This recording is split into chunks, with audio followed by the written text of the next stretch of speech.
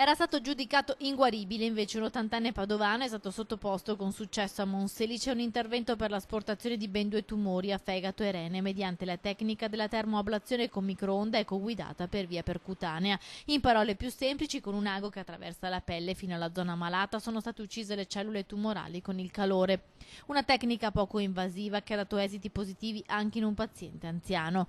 Nella primavera scorsa l'80enne erano stati riscontrati ben 2 noduli sospetti. Soffriva inoltre di una seria malattia cardiaca che sconsigliava un intervento di chirurgia classico. Alla luce di tutto questo, l'equipe dell'unità di epatologia dell'ospedale Madre Teresa di Calcutta di Monselice ha proposto l'intervento di termoablazione che è durato circa 20 minuti.